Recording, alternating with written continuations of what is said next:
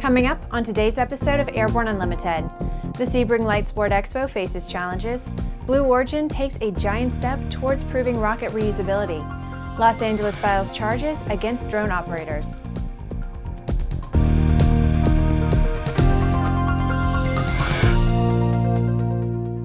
I'm Brie Cross, it's January 25th, 2016, and this is Airborne Unlimited. Starting off for today, ANN CEO and Editor-in-Chief Jim Campbell and News Editor Tom Patton comment on what went on at the Sebring Sport Aviation Expo last week, and the fact that they're both bundled up in cold weather gear gives us a clue that there were some challenges. Here's Jim and Tom. Bree, the 2016 Sebring Sport Aviation Expo opened with a lot of promise, but weather got in the way, planning got in the way, and a general malaise in the industry got away. I've had some discussions here with Tom Patton, and we'll go over the highlights, the highs and lows for 2016 Sport Aviation Expo. It's been an interesting couple of days. It has, Jim, and that's in part because obviously Florida weather in January is always going to be a little bit iffy, and this year we had two extremes. We had a line of pretty severe storms that kind of came through on Friday afternoon, which caused them to close the show basically for an entire day. Didn't really help anybody. And then, of course, here on Saturday, it's windy and cold. So people are here. That's the good news. They have drawn some people out. There are people looking at some of the airplanes. There are a lot of people in the indoor exhibits. But it's certainly been a much different year than previous years when we've been here at Sebring. At the same time, there have been some interesting pieces of news here, and on top of it, a couple of new airplanes. Yeah, we did see a couple of interesting things. We talked with the folks that are doing the newest version of the Petrel, the biplane amphib, which we hadn't seen at these shows in previous years, so we're happy about that. Interesting replica of a Tucano, which is coming into the LSA market. So there are still some fun and innovative things that are going on in this market. It's just a question of getting people to come out, see the airplanes, and get excited and enthusiastic about this portion of the market. And I know you've talked with several of the folks around here today about that's one of the major issues that we have, generating the enthusiasm for the LSA market to bring people back into aviation. From a very cold and windy Sport Aviation Expo in Sebring, Florida, I'm Jim Campbell for Airborne, Aero-TV, and the Aero-News Network. There's an old adage in airplane flying that goes something like this: a good landing is any landing you can walk away from, but a great landing is when you can fly the airplane again. Now Jeff Bezos and his Blue Origin company can say the same thing about spaceflight. The very same new Shepard booster that flew above the Karman line and then landed vertically at its launch site last November has now flown and landed again, demonstrating reuse. In this flight to more than 333,000 feet, both the reuse capsule and booster gently returned to Earth for recovery and reuse again. According to Blue Origin, data from the November mission matched pre-flight predictions closely, which made preparations for the reflight relatively straightforward. The team replaced the crew capsule parachutes, replaced the pyro-igniters, conducted functional and avionics checkouts, and made several software improvements before the second flight. As Bezos discussed the success of this mission, he said that Blue Origin is already more than 3 years into development of their first orbital vehicle. He says that the landing architecture of the smaller new Shepard booster will scale up to a larger booster very well. After the break, Los Angeles tests laws regulating drone operation. Concorde's recombinant gas RG series sealed battery technology produces a high-performance battery with the advantages of being pre-tested and fully charged at the factory. Find out more about Concorde's entire line of batteries at www.concordebattery.com. Concorde, the heart of your aircraft. Since 2001, MGL Avionics has produced avionics for experimental and light sport aircraft. The flagship product is the IEFIS, a comprehensive next-generation flight, engine, and navigation instrument designed to meet the demands of the modern pilot. See more at www.mglavionics.com. Based on the popular Sling 2 LSA, the Sling 4 was designed to be the most practical and desirable lightweight four-place experimental aircraft on the market. Find out more about this 115 horsepower turbocharged airplane at airplanefactory.com. There's a difference between charting a steady course and pushing for the ceiling. And for nearly a century, Hartzell Propeller has been defining that difference. It's in our passion for engineering and research and our dedication to testing the limits of performance. We are built on honor. We our Hartzell propeller. Welcome back. If you would like to be a supporter of Airborne Unlimited, send an email to jim@aero-news.net.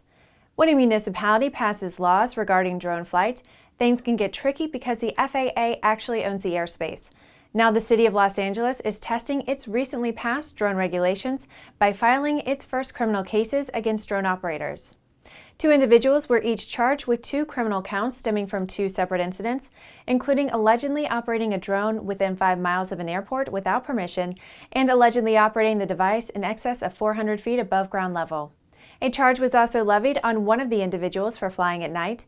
If convicted, the alleged perpetrators could face up to 6 months in jail and a $1,000 fine. In October 2015, the Los Angeles Council unanimously approved the new ordinance restricting the operation of drone devices. It will be interesting to see if the FAA gets involved in this. Each week, we share with you an online video that one of our viewers found especially entertaining. We call it our Aero Video of the Week. Final liftoff of Atlanta. This video from 1917 is an actual film of Manfred versus Richthofen, the Red Baron, preparing for a flight mission. This World War I propaganda film has been beautifully digitized and is a fascinating look back into history. Search Fokker Dr. 1 Manfred 1917 on YouTube. After these messages, first A320neo delivered to Lufthansa.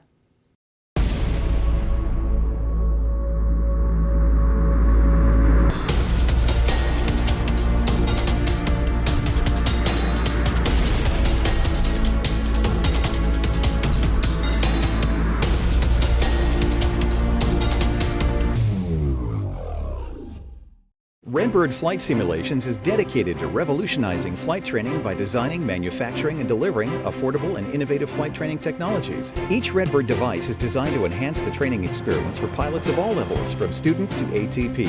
Redbird is quickly becoming the industry standard for flight training. Since Redbird introduced its revolutionary FMX in 2007, colleges, universities, and flight training operations around the world have integrated Redbird products into their curriculum. It's time to discover what Redbird can do for you. Join the migration. Sandia introduces the new SAI 340 Quattro TSO'd airspeed, attitude, altitude, and slip. With integral backup battery, safety never looked so good. See it now at www.sandia.aero. Welcome back. With so much news coming out of the aviation industry, we're summarizing some other interesting stories in a brief segment we call Around the Patch.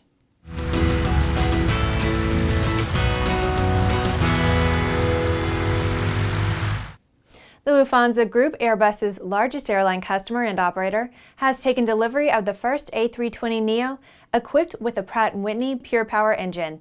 Airbus has received an order totaling 116 of this type of aircraft for the airlines of the Lufthansa Group.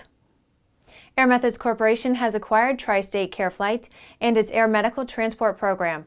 Tri-State Care Flight will continue to operate as a critical care transport provider, servicing Arizona, New Mexico, Nevada, and Colorado. Westfield Technical Academy in Massachusetts is the first high school in the Northeast to offer a soon-to-be FAA-certified aviation maintenance program. The goal of the program is to give students the opportunity to meet FAA requirements to secure a career in aviation maintenance. Fokker Technologies announces that a total of 50 Fokker aircraft were sold to 10 existing Fokker operators and 3 new operators during 2015 by their respective aircraft owners. These comprise 5 Fokker 50s, 20 Fokker 70s, and 25 Fokker 100s.